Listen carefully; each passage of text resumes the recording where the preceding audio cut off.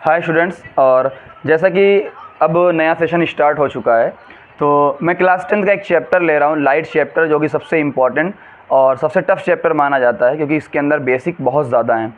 तो अभी तो सिस्टम पूरा लेक्चर नहीं है, एक झलक दूंगा कि इस चैप्टर में हमें कैसे कैसे पढ़ना है। तो मैं हर चैप्टर के पहले एक झलक आपको दे दूंगा कि चैप्टर में हमें क्या क्या पढ़ना है, क्या क्या कॉन्सेप्ट होते हैं। उसके बाद लेक्चर वाइज पूरी डिटेल हम लोग चलेंगे। तो जैसा कि हम लोग सबसे पहले चलते हैं बेसिक नंबर 1 पे। तो व्हाट इज़ द रिफ्लेक्शन और व्हाट इज़ द रिफ्रैक्शन। तो एक चीज़ समझिएगा, ये मैंने दो मीडियम लिया है। ये एयर अलग मीडियम है, ऊपर वाला हिस्सा, नीचे वाटर ले लो या गिलास ले लो, यानी एयर अलग मीडियम है, वाटर और गिलास अलग मीडियम है। अगर कोई भी रे आती है, ये मान लो एयर से कोई भी रे आती है और ये एयर से रे आई, इस रे को क्या बोला जाता है? जो भी रे आती है इंसिडेंट रे। ये जो आपका 90 डिग्री पे ऐसे होता है उसे बोला जाता है नॉर्मल, ठीक है ना। अगर ये एयर से आई है और एयर में ही वापस चली गई है, एयर से आकर एयर में ही वापस चली गई है, इस प्रोसेस को क्या बोलते हैं? रिफ्लेक्शन। यही प्रोसेस अपनी होती है रिफ्लेक्शन, कि एयर से आके एयर में चली गई है।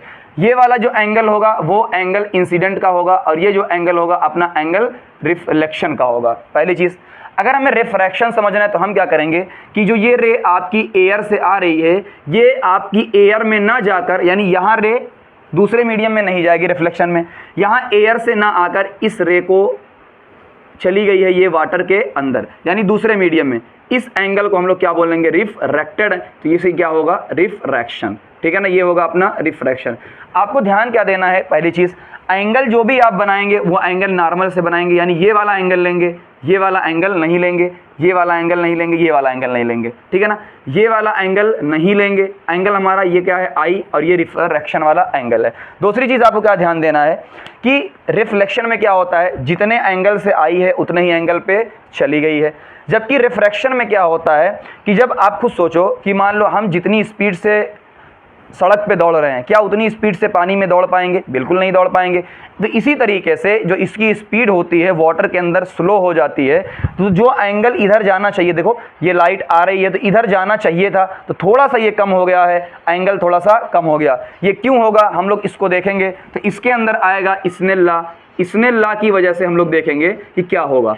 अगर मैं बहुत सिंपल तरीका बता रहा हूँ कि स्नेल लॉ में क्या होता है, तो हम एक सिंपल बात कहेंगे, बहुत सिंपल तरीका।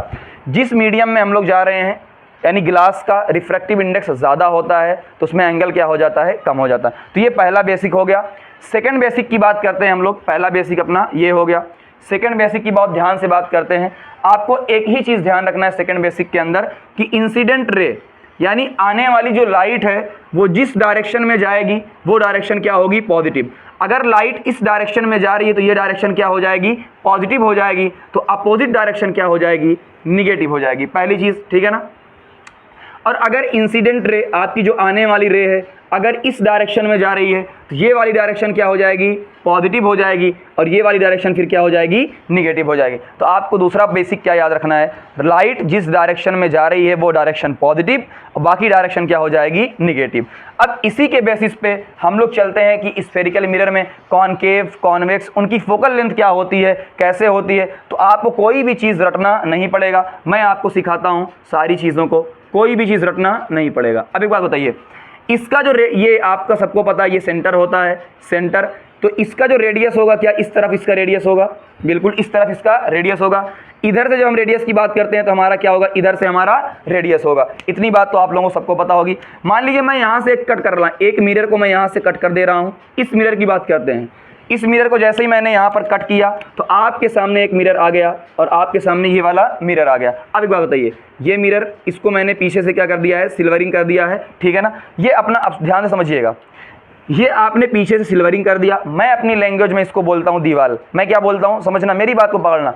मैं इसको अपनी लैंग्वेज में बोलता हूँ दीवाल। तो आपको बताओ, एक सिंपल सी बात है, क्या लाइट कभी भी दीवाल की तरफ से आ पाएगी? नहीं। तो लाइट इस डायरेक्शन में नहीं आ पाएगी। तो लाइट किस डायरेक्शन में आएगी? लाइट इस डायरेक्शन में आएगी, इंसिडेंट रे।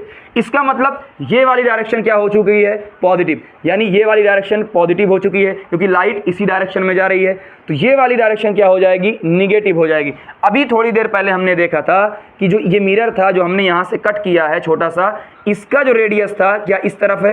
तो इसका रेडियस क्या होगा? माइनस। क्यों? हम लाइट के अपोजिट डायरेक्शन में जा रहे हैं, तो ये वाला क्या हो जाएगा? माइनस। तो अगर रेडियस हुआ है आपका माइनस, तो यहाँ से बाद में बात होगी, फोकल लेंथ भी क्या हो जाएगा?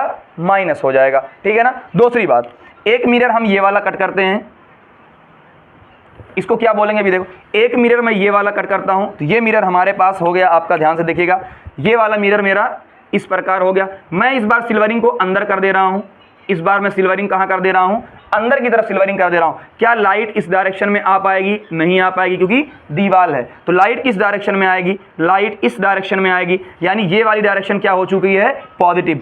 इसका रेडियस इस तरफ है, यानी इस मिरर का रेडियस इस तरफ है, तो जिधर लाइट जा रही है उधर ही इसका रेडियस आ रहा है, तो रेडियस क्या हो जाएगा? पॉजिटिव।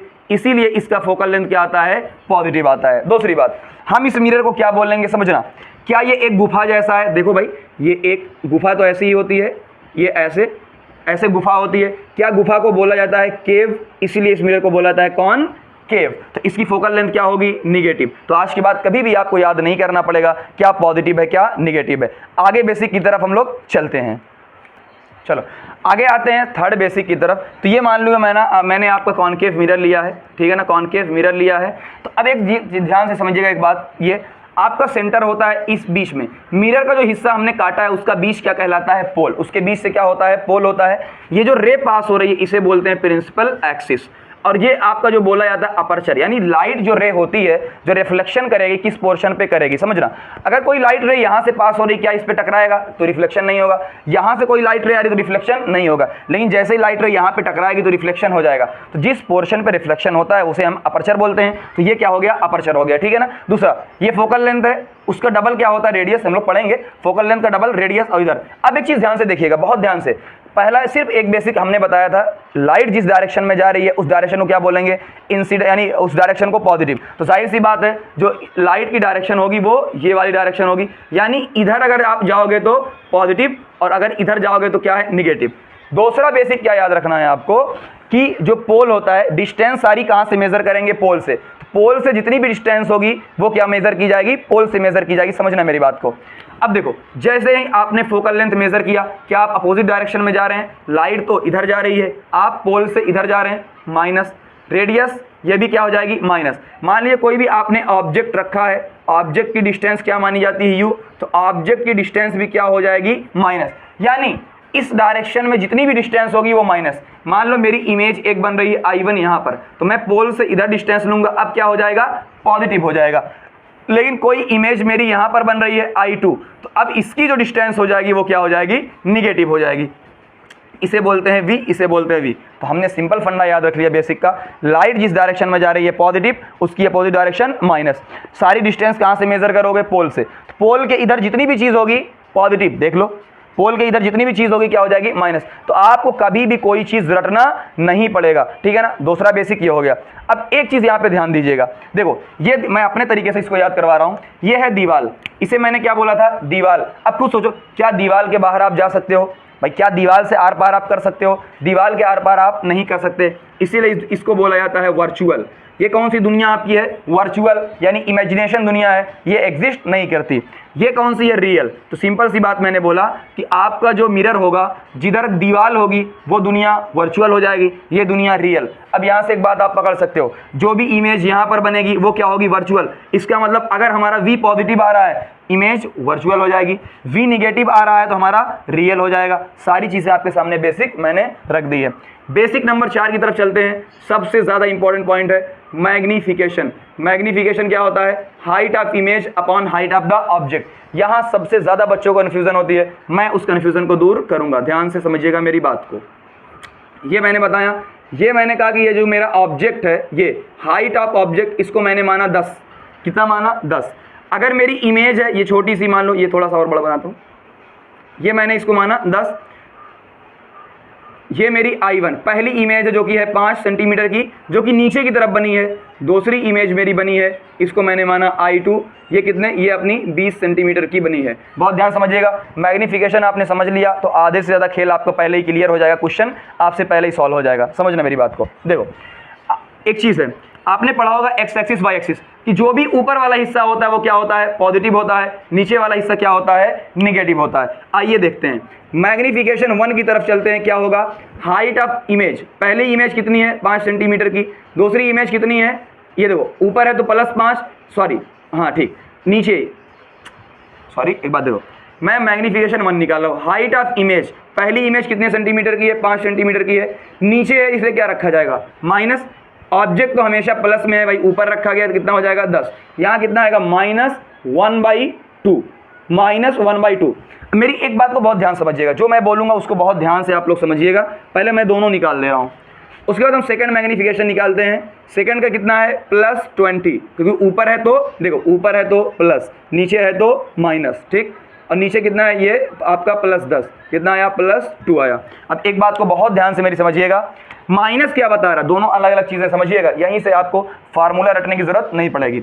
माइनस क्या बता रहा है कि आपकी इमेज कैसी है, उल्टी है। देखो माइनस ये बता रहा है आपकी इमेज कैसी है, उल्टी है, और उल्टी को हम लोग बोलते हैं इन्वर्ट। क्या बोलते हैं, इन्वर्ट बोलते हैं।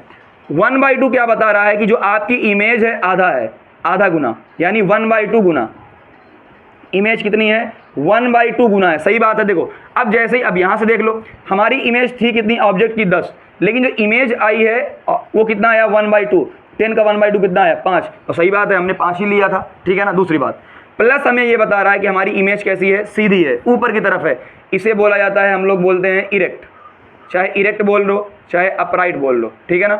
2 क्या बता रहा है कि इमेज अपनी 2 गुना है, तो ऑब्जेक्ट कितने का था 10 को 2 से मल्टीप्लाई करेंगे कितना आएगा 20, सच में हमने 20 लिया था, ठीक है ना।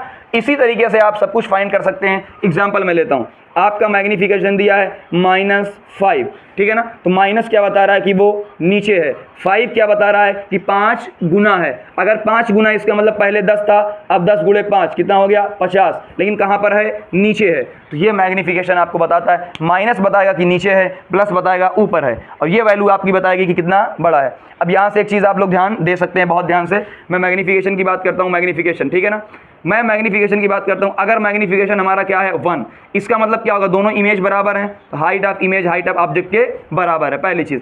अगर मेरा मैग्नीफिकेशन आता है 1 से ज़्यादा, इसका मतलब इमेज क्या आ रही है, बड़ी आ रही है। देख लो यहाँ से 1 से ज़्यादा आ रहा है, मतलब इमेज उतना बड़ी है। अगर मैग्नीफिकेशन मेरा 1 से कम है, इसका मतलब मेरी इमेज भी क्या है, हाइट उसकी कम है। तो मैग्नीफिकेशन आपको ये बताता है इमेज कितनी बड़ी बनेगी। अब देखो ये इक्वल, ये इमेज बड़ी, और ये इमेज क्या हो जाएगी, छोटी। यही क्वेश्चन आप देख के तुरंत बता लोगे कौन छोटा है कौन बड़ा है। तो मैग्नीफिकेशन का खेल ये होता है। फिर हम लोग चलते हैं आगे दूसरे बेसिक की तरफ।